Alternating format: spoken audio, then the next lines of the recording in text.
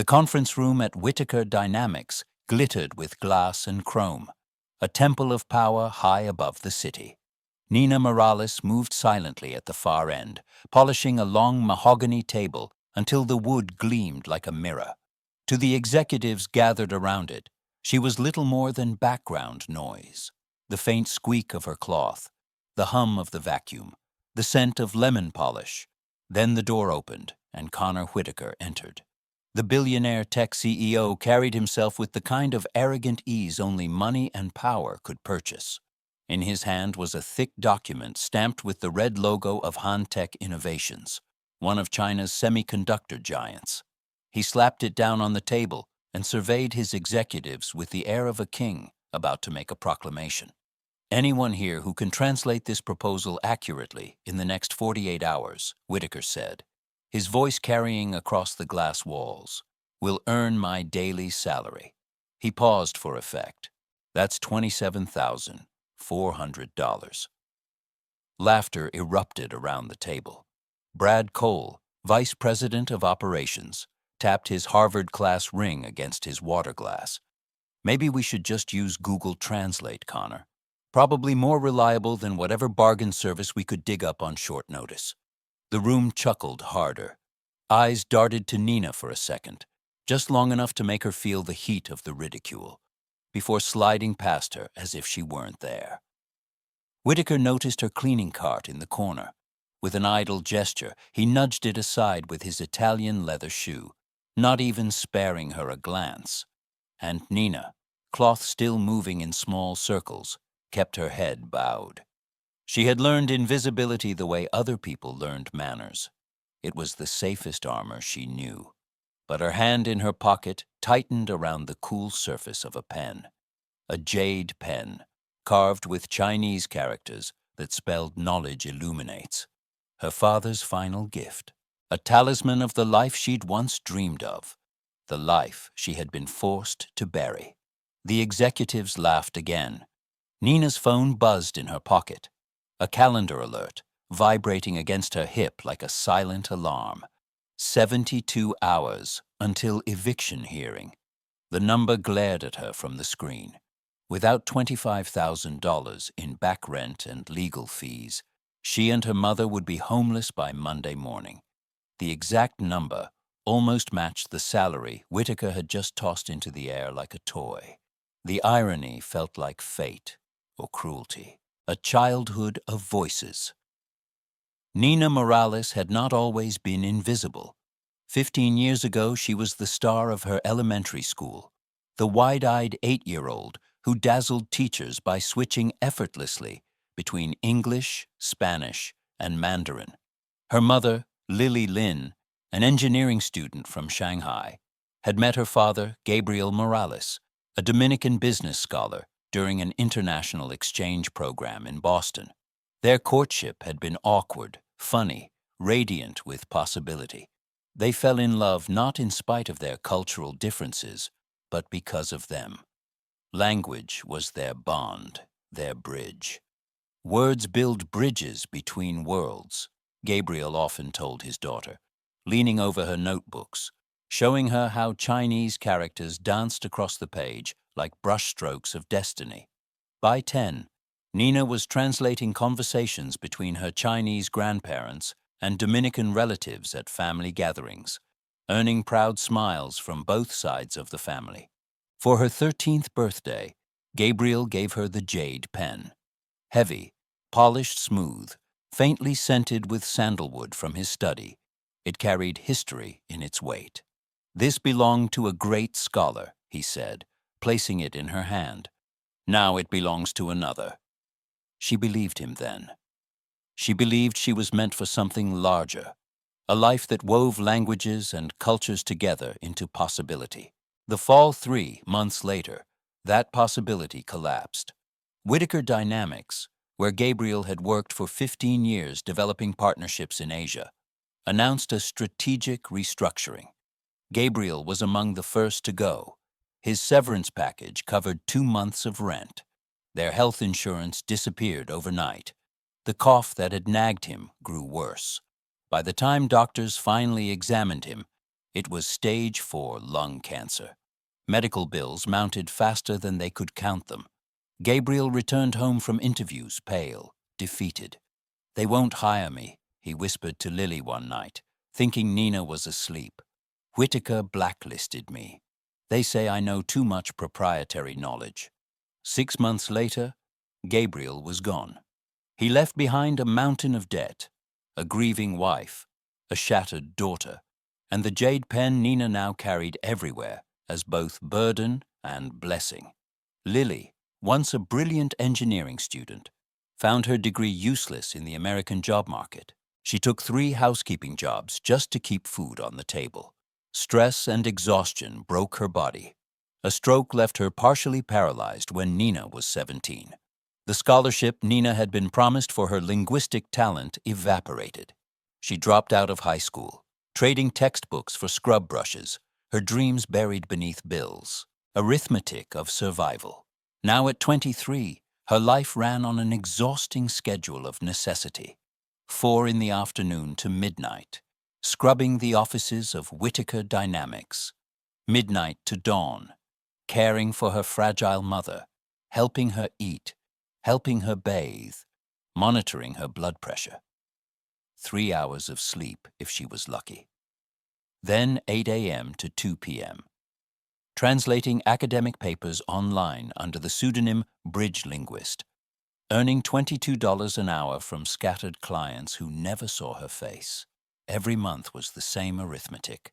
$200 for the single-bedroom apartment, $463 for her mother's medications, $275 toward her father's medical debt, $190 for groceries, $145 for utilities. The math left nothing.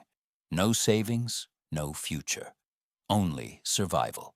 5 years of mopping floors while executives above her discussed billion-dollar deals. She had mastered the art of silence, but she also heard everything. Market acquisitions, personnel shifts, international expansions. Her fluency in Mandarin, Spanish, and English turned their background chatter into a secret education. She knew more about the company's global strategies than half the executives sitting at the table. She knew Connor Whitaker had cut employee retirement contributions while purchasing a $14 million vacation home in Aspen. She knew Brad Cole had stolen credit for the Singapore expansion strategy from a junior analyst. She knew the company's proud talk of diversity hid the truth.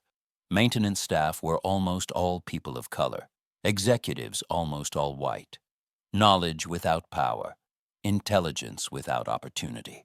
She cleaned their coffee rings while silently translating their world. 2 clocks ticking.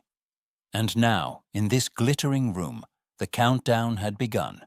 72 hours until her eviction hearing.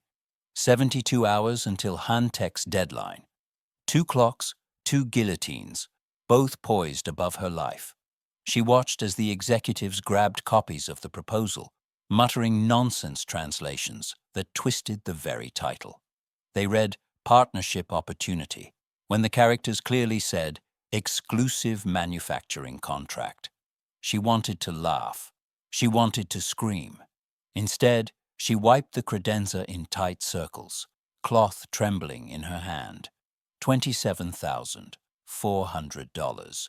Enough to pay the rent, cover her mother's care, and buy them breathing room for the first time in years. But at what cost? If the proposal carried the same predatory traps that had destroyed her father, would she be helping the same machine that ruined her family? Connor's voice cut through her thoughts. Translate it, and the money's yours. Fail, and you're irrelevant. Brad smirked. Maybe even the cleaning lady could give it a try, though I doubt housekeeping school teaches Mandarin. Laughter again, sharper this time. Nina lowered her gaze, but her fingers closed tightly around the jade pen. She wouldn't reveal herself. Not yet. Too dangerous. Too soon.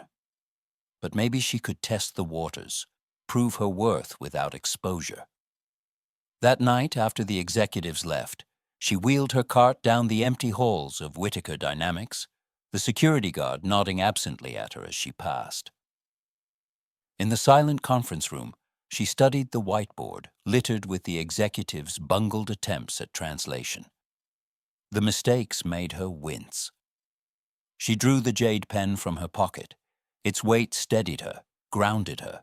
With swift, precise strokes, she corrected 3 critical passages.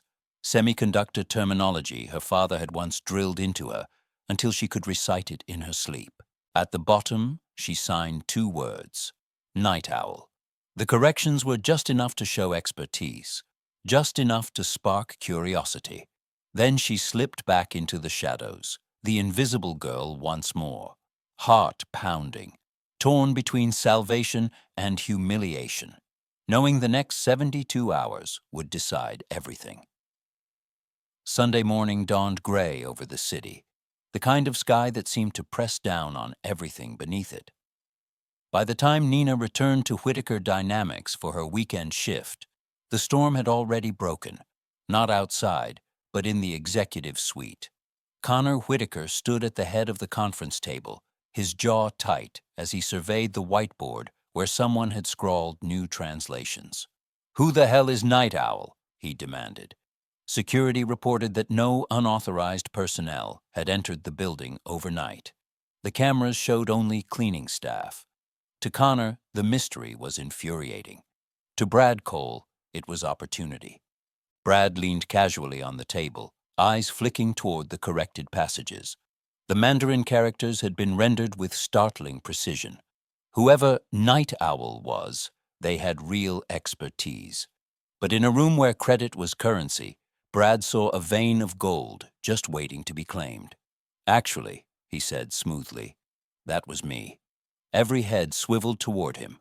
"I've been taking private lessons in Mandarin," Brad continued, tapping his Harvard ring against the marker like punctuation. "Didn't want to make a big deal of it until I was fluent. But given the emergency, I thought I'd contribute." For a moment there was silence. Then Connor clapped him on the shoulder. "Finally, some initiative around here. Good, you're in charge. Coordinate the team's efforts." Brad's smile was thin, victorious.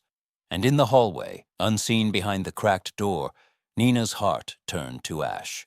The small triumph she had dared to claim, the invisible signature of Night Owl, had been erased, her identity stolen, her work absorbed by a man who had laughed at her hours earlier. The trap in the text. That night, back in her cramped apartment, Nina spread photocopies of the Hantech documents across the kitchen table. Her mother slept restlessly on the pull-out couch, the hiss of her oxygen machine filling the silence. The jade pen rested in Nina's hand, steadying her as she translated line by line. What she uncovered made her blood run cold. Buried in the technical jargon was a clause labeled Workforce Optimization Requirements. To a casual eye, it looked like harmless corporate speak. But Nina's fluency revealed the truth.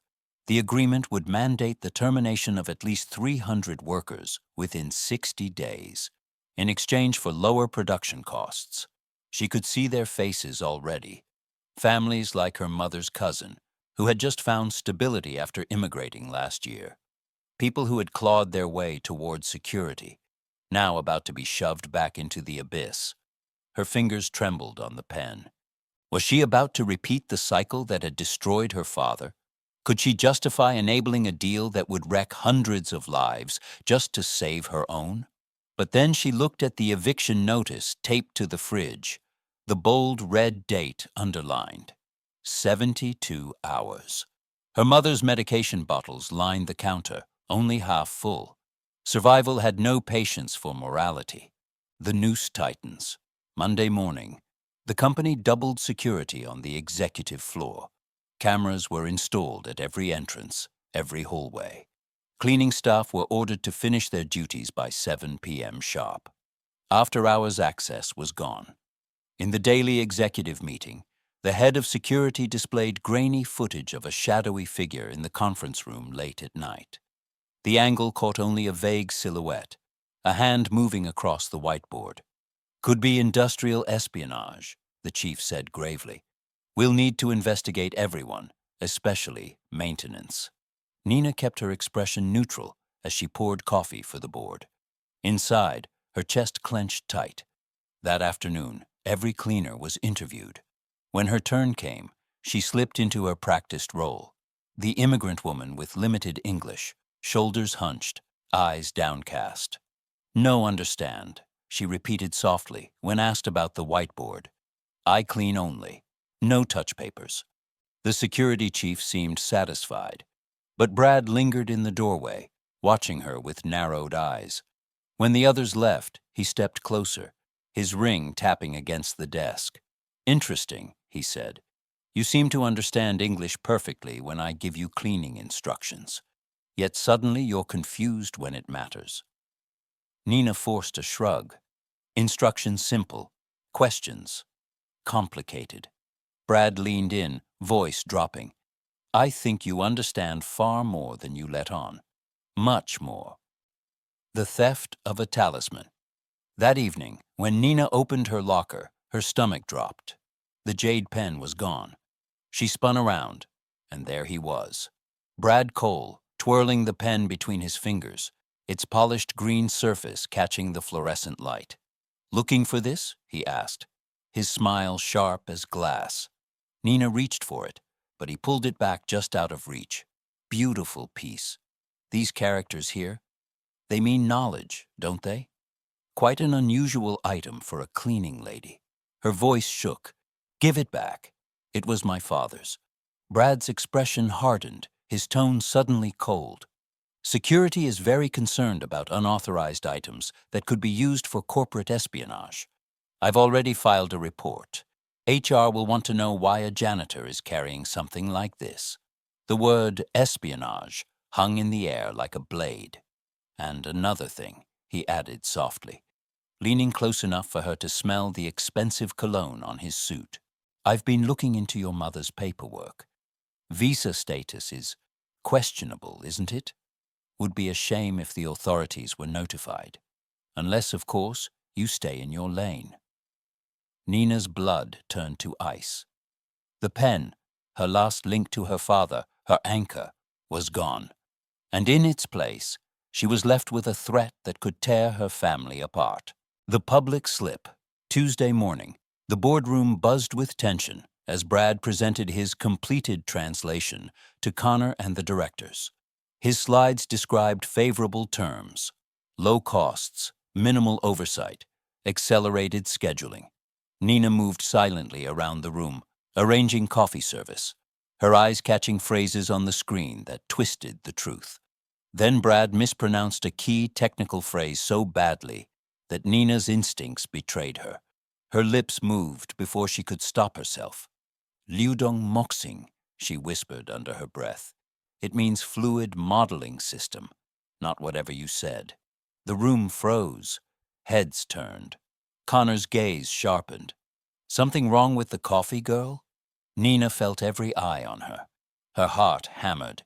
She could either shrink back into invisibility or step forward. She straightened. "You've mistranslated several critical sections," she said, her voice steady, though her hands trembled. "That phrase refers to the semiconductor's thermal management system, which requires specialized handling during manufacturing. It's not about staff reallocation."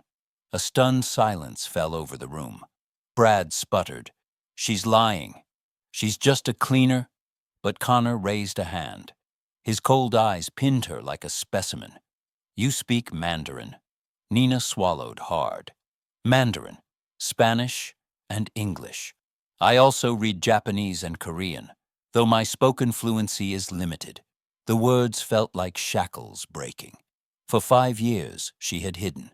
Now, her secret poured into the open. "My father was Gabriel Morales," she continued. "He built your Asian market division before your restructuring.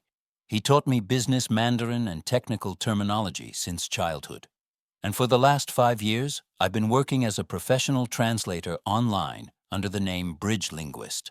400 academic and technical projects. A 4.98 rating." She pulled out her phone, displaying her profile, the testimonials, the client list. Proof undeniable. Connor studied her for a long moment, calculation in his eyes. He saw not a cleaner now, but leverage. "My offer stands," he said finally. Translate the entire document by tomorrow's 9 a.m. deadline, and my daily salary is yours. $27,400. Nina's voice was firm, surprising even herself. I want it in writing, the salary, my continued employment, regardless of the outcome. Confidentiality protecting my mother's status. And I want my pen back.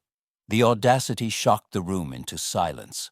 Connor's lips curled into something like amusement. Draw up the agreement, he instructed his assistant. Brad's face burned crimson as he pulled the jade pen from his jacket pocket and slapped it onto the table. Nina closed her hand around it, feeling its weight again, grounding her. For the first time in years, she wasn't invisible. A night of fire. That night, they gave her a small conference room. Alone with her laptop and vending machine coffee, Nina worked as if her life depended on it, because it did. Her fingers flew across the keyboard, her jade pen tapping rhythms of memory and precision. Line by line, she dismantled Brad's lies, replacing them with truth. She noted every discrepancy, every subtle clause Hantek had embedded. Some terms weren't as predatory as she feared. Others were worse. By 3 a.m., her eyes burned, but she had completed nearly 60%. Her phone buzzed with a message from her neighbor. Doctors want to keep your mother another day.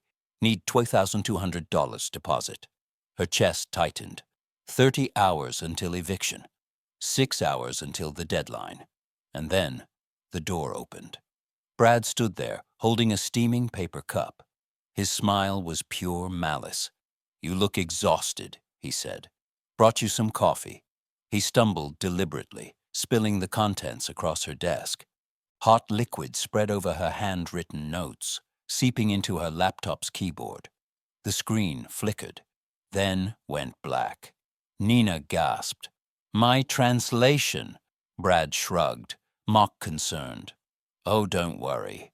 I already moved your files to my secure drive for safekeeping. But wouldn't you know it? Technical glitch. They're gone. He turned to leave, tossing the empty cup into the trash. Reeves expects perfection. One mistranslated clause could cost millions. I'm sure he'll understand if you withdraw from the challenge. The door shut behind him. Nina sat frozen, staring at the ruined papers, the dead laptop, the countdown ticking mercilessly in her mind. Her miracle had been stolen. Again. The clock on the wall read 8:47 a.m. 13 minutes until the Hantek deadline. 13 minutes until her eviction hearing. 13 minutes until the last thread of her fragile life snapped. Nina Morales sat hunched over the conference table, surrounded by ruined papers and a dead laptop, the sticky residue of spilled coffee clinging to her hands. Her notes, meticulously written through exhaustion and fear, were warped, stained, some illegible. Her heart pounded in her ears like a war drum. The door opened. Connor Whitaker stepped in, Brad Cole trailing behind him like a shadow. Connor's eyes swept the chaos on the table, his expression unreadable. I expected this, he said at last, his tone cool as steel. People should stay in their lanes. Housekeepers clean. Executives execute. That's why I'm rich, and you're... His gaze raked over her disheveled figure. Exactly where you belong. Her throat closed. Our agreement, she protested, her voice hoarse. Contingent on delivery. Connor cut her off. He turned to his assistant, standing just outside the doorway. Draft a termination notice. Miss Morales has violated company policy by accessing confidential documents without proper authorization. Brad's smirk was a knife twisting in her chest. Call Translation Pro, Connor added, already dismissing her. See if they can start from scratch. We'll ask Hantek for an extension. The words landed like a death sentence. Nina sank back in her chair, the room spinning. Her one chance, her miracle, was gone. Her father's voice whispered through memory. Words build bridges between worlds. But what happened when those bridges were burned? The forgotten journal. Connor was halfway out the door when Nina's eyes landed on the corner of her tote bag, half hidden under the table. A leather-bound notebook jutted out, the one she had tossed inside for reference and forgotten. Her father's research journal. Her pulse quickened. She pulled it out with trembling hands, flipping pages filled with Gabriel Morales's neat handwriting, diagrams, and specifications. And there it was, the GX500 semiconductor series. Detailed notes on the very thermal modeling system, Liudong Moxing, that Hantech had referenced. Pages of schematics, tolerance charts, proprietary knowledge he had helped develop years ago, long before Hantech purchased the patent. Nina's breath caught. This wasn't just nostalgia. This was a lifeline. Her father's legacy, alive on the page. She looked up, fire replacing the despair in her eyes. "Wait!" Connor paused at the door, irritation etched into his face. "We're done here, Miss Morales." "My father worked on this exact technology," she said, voice rising with urgency. "The GX500. He was part of the original development team before Hantech acquired it. These notes contain details not explained in the proposal, because Hantech assumed Whittaker Dynamics already understood them." Connor's expression shifted, skepticism mixing with curiosity. "I can finish the translation," Nina pressed, standing straighter, her father's journal open in one hand, the jade pen gripped tight in the other. With precision, no agency could match. For the first time, Connor hesitated. His calculating eyes studied her, as if weighing the cost of arrogance against the lure of profit. Finally, he gave a curt nod. "You have 10 minutes." Against the clock. 10 minutes. The world narrowed to the scratch of the jade pen across paper, the rapid clack of keys as she typed into a fresh laptop the assistant had reluctantly provided. Her father's journal lay open beside her, its diagrams a compass guiding her through the labyrinth of technical Mandarin. Her exhaustion burned away in the blaze of adrenaline. Every stroke of her pen felt like stitching two worlds together, past and present, invisible daughter and undeniable translator, despair and defiance. Connor and Brad watched in silence. Brad's face tightened with every confident correction Nina made, every clause she clarified. His power slipped through his fingers as hers took shape on the page. At exactly 8:58 a.m., Nina stacked the completed translation, smoothed the top sheet, and handed it to Connor. He flipped through the pages, his lips pressed thin. "The video call is starting," his assistant announced. "The trial by fire." The screen flickered to life, filling the room with the faces of Hantech's leadership. At the center sat Leon Han, CEO of Hantech Innovations. Beside him, a familiar face to Nina, Dr. Jian Zhang, her father's former colleague. "Mr. Han, Mr. Zhang," Connor began smoothly. "Whittaker Dynamics has reviewed your proposal, and we are prepared to—" "Excuse me," Dr. Zhang interrupted in Mandarin, his eyes locking onto Nina. "Is that Gabriel's daughter?" The room stilled. Nina blinked, caught off guard. "Yes," she answered in flawless Mandarin. "The honor is mine, Dr. Zhang." A soft smile touched his lips. "Your father spoke often of your gifts." Connor's head snapped toward her, confusion hardening into suspicion. He understood nothing of the Mandarin exchange. Leon Han raised a hand. "Our intelligence team noticed someone had been correcting our proposal overnight. We deliberately embedded technical complexities. Few could navigate them properly, yet someone did." Nina translated swiftly into English, each word another thread in the unraveling of Brad's lies. "They included those terms as a test," she explained to the board, "to see if Whittaker Dynamics still had the expertise my father helped build." Brad's face drained of color. Connor leaned forward. "And did we pass this test?" Nina switched back to Mandarin, her tone respectful but firm. "The proposal contains ambiguous workforce clauses. Were those intentional?" A subtle smile curved Leon Han's lips. "Very perceptive. Yes. We had concerns about Whittaker's labor practices since Gabriel left. The language was meant to measure your integrity." Nina turned to Connor. "They're testing your character, not just your competence." The knife turns. Brad lunged forward, desperate. This is absurd. She's making it up to page 16, paragraph 4. Nina cut him off, her voice sharp as glass. It states explicitly that Whittaker Dynamics must reduce at least 300 positions within 60 days of execution. I can recite it verbatim, if you'd like. The board members murmured, doubt creeping across their faces. Connor's eyes narrowed at Brad. Your translation mentioned nothing about this, Brad stammered. She's lying. She's a cleaner, for God's sake. Nina reached into her bag and pulled out her phone. Cleaner or not, here's the truth. She tapped the screen. The projector displayed security footage she had painstakingly recovered. Brad pouring coffee onto her desk, deleting files from her directory. The evidence was undeniable. The room erupted. Connor's voice dropped to a dangerous quiet. Mr. Cole, you're fired. Security will escort you out. Brad's protests echoed hollow as guards dragged him from the room. Terms of victory. When the noise subsided, Leon Hahn's voice filled the silence. We will proceed with the contract on one condition. Miss Morales must oversee its implementation as cultural liaison. The jade pen gleamed in Nina's hand as she translated the words aloud. They insist on working directly with me. A ripple of shock passed across the room. Connor stared at her, fury and calculation warring in his eyes. Millions of dollars hung in the balance. With Hantek's deadline seconds away, he had no choice.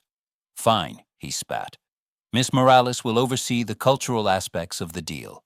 The video call concluded with Hantek's executives expressing their pleasure at rediscovering Gabriel Morales' legacy alive within his daughter.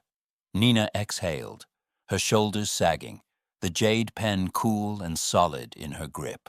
For the first time in years, she wasn't fighting to be seen. She was seen. But the countdown still ticked. Eviction in 36 hours. Her mother still in the hospital. A mountain of obstacles ahead. Yet for the first time, she felt the sharp edge of hope. The boardroom smelled of adrenaline and burnt coffee. The Hantek call had ended, the contract secured, and the tension in the air was finally breaking. Connor Whittaker leaned back in his chair, his sharp gaze fixed on Nina Morales. It was the first time he looked at her not as a cleaning girl, not as a shadow, but as someone who had just saved his empire from collapse. Our agreement stands, he said at last, voice clipped but resolute. He scribbled his signature across a company check, tore it free, and slid it across the polished table. $27,400, my daily salary. You've earned it. Nina picked it up, her hand trembling. For years she had counted every cent, stretching groceries until hunger itself felt familiar. Now, in her palm, lay the sum that could pay the overdue rent, stop the eviction, and secure her mother's hospital care. But that wasn't all. Her phone buzzed with an incoming email. Hantek. A contract addendum. $50,000 cultural consultancy bonus. Designated to Ms. Nina Morales for services rendered. $77,400. Enough to breathe again. Enough to change everything. Nina's chest loosened for the first time in years. A home restored. Within hours, the landlord who had posted bright red eviction notices on their door received payment in full. The locks would stay unchanged. Her mother's hospital admitted the $2,200 deposit immediately, extending care without fear of discharge. That evening, standing in the narrow kitchen of their tiny apartment, Nina placed the check and hospital receipt on the table beside her mother's tea. Lily's eyes welled with tears. Mija, what did you do? Nina only smiled, gripping her mother's hand. I finally let them see me. 6 months later, the city skyline stretched beyond her floor-to-ceiling windows, sunlight pouring over glass towers like liquid gold. For years, Nina had seen this skyline only through streaked glass she was paid to polish. Now it was her view. A brass plate gleamed on the door. Director of International Relations, Whittaker Dynamics. Inside, her office smelled of orchids, fresh blooms she replaced every Monday. A framed photo of her father, Gabriel Morales, sat on her desk beside a small crystal stand holding the jade pen. Its green surface caught the morning light, the engraved characters glowing faintly as if whispering the words he had taught her. Knowledge illuminates. She still touched the pen before every meeting, but it no longer felt like a secret talisman. It was a symbol of authority now, visible to all who entered her office. Her first official act as director had been to establish a scholarship fund in her father's name for employees' children, especially those from immigrant families. Her second had been to spearhead a comprehensive review of the company's layoff policies, forcing Whittaker Dynamics to honor labor protections that had once been ignored. The results were undeniable. Asian market share up 32% within 2 quarters. Employee retention improved 24%. For the first time in years, workers at every level reported feeling valued. The board, those same men and women who once barely noticed her, now deferred to her with respect. They called her Ms. Morales, in the same tones they once reserved for Whittaker himself. Even Connor had shifted. He hadn't softened. Profit still ruled his world. But he had learned to recognize the value of talent regardless of its packaging. Hidden talents.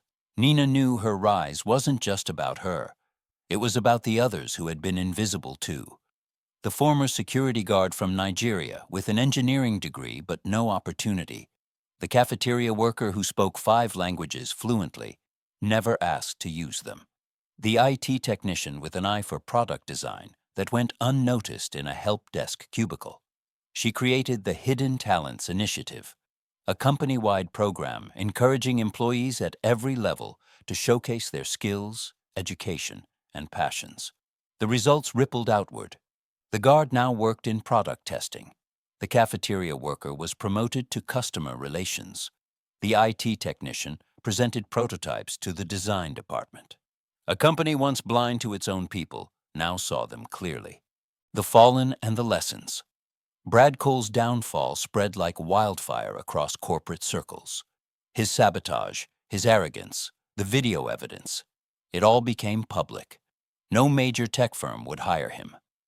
Last anyone heard, he was teaching communication at a community college, lecturing to the very students he once mocked as unworthy. It was fitting. A man who had silenced others was now reduced to instructing them how to speak. Connor, meanwhile, continued to drive Whittaker Dynamics with relentless ambition. He described Nina's rise as lightning in a bottle, refusing to acknowledge the systemic barriers that had kept her hidden. Yet even his cynical spin couldn't erase the fact that the company had changed, because she had forced it to. Visible at last, the board meeting reminder pinged on her phone. Time to face the same room where she had once been invisible, pouring water while men like Brad presented stolen work. She gathered her notes, slipped the jade pen into her hand, and walked down the polished hallway. Employees greeted her by name as she passed, some in English, some in Spanish, a few in Mandarin. Each greeting was a small bridge across the gulfs that once kept them apart. The board members rose when she entered, a gesture of respect that still startled her. "Good morning," Nina began, speaking first in English, then Spanish, then Mandarin. Heads nodded, appreciative. On the screen behind her, numbers told the story. A 32% market share increase in Asia, a 24% boost in retention, a 45% improvement in cross-cultural negotiations. "Numbers speak every language," she said, her voice calm but commanding. "But so does respect. Talent doesn't always arrive in expected packages. Companies that learn to recognize it, regardless of the wrapping, gain more than profit. They gain perspective. They gain loyalty. They gain the future." Her gaze swept the room, locking on Connor's unreadable expression, then softening as she thought of her mother at home, attending online classes to refresh her long-abandoned engineering degree. Epilogue. On her desk sat a framed newspaper clipping from 6 months earlier. Whitaker Dynamics stock soars on Hantech deal. New director credits immigrant father's legacy. The article praised her rise as an example of corporate diversity done right. What it didn't mention was the 28 other staff members promoted after she launched Hidden Talents. To Nina, their victories mattered just as much. Visibility carried its price: scrutiny, pressure, the knowledge that she was more than herself in these rooms, that she carried the weight of everyone who had once been invisible. But invisibility had cost more: wasted brilliance, silenced voices, burned bridges. Now, with every meeting, every policy, every decision, she built new bridges. Stronger, wider, meant to carry more than just her. As she adjusted the orchids beside her father's photograph, the faint sandalwood scent from the jade pen mingled with their fresh bloom. Past and present entwined. Memory and future alive together. She was no longer the girl bent over a table, cloth in hand, praying not to be seen. She was visible, invaluable, and she intended to stay that way.